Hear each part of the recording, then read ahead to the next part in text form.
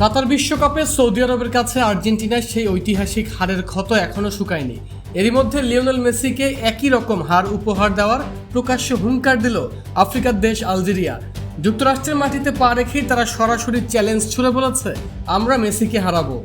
অবশ্য তাদের এমন দাবিকে খাটো করে দেখার সুযোগ নেই, কারণ কয়েকদিন আগেই প্রীতি ম্যাচে শক্তিশালী নেদারল্যান্ডসকে 1-0 গোলে হারিয়ে তারা প্রমাণ করেছে তাদের বিপক্ষে ম্যাচ দিয়েই যে শুরু হচ্ছে মেসিদের বিশ্বকাপ মিশন।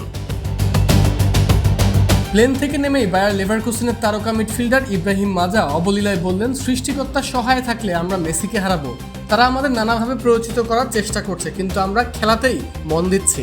এদিকে কানসাসের বেস ক্যাম্পে থাকা আলজেরিয়ার প্রাণভোমরা সাবেক ম্যান সিটি তারকা রিয়াদ মাহরেজ যেন আর্জেন্টিনাকে পাত্তাই দিলেন না।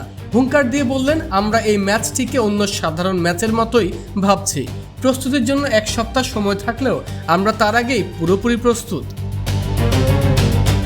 আগামী 16 জুন নিজেদের উদ্বোধনী ম্যাচে ডিফেন্ডিং চ্যাম্পিয়ন আর্জেন্টিনার মুখোমুখি হবে আলজেরিয়া। ডাচদের হারিয়ে আত্মবিশ্বাসের তুঙ্গে থাকা আলজেরিয়া কি পারবে সৌদি আরবের মতো আবারও স্তব্ধ করে দিতে লিওনেল মেসিকে, নাকি আলজেরিয়ার এই হুঙ্কার মাঠেই গুড়িয়ে দেবে আলবিসেলেস্তারা?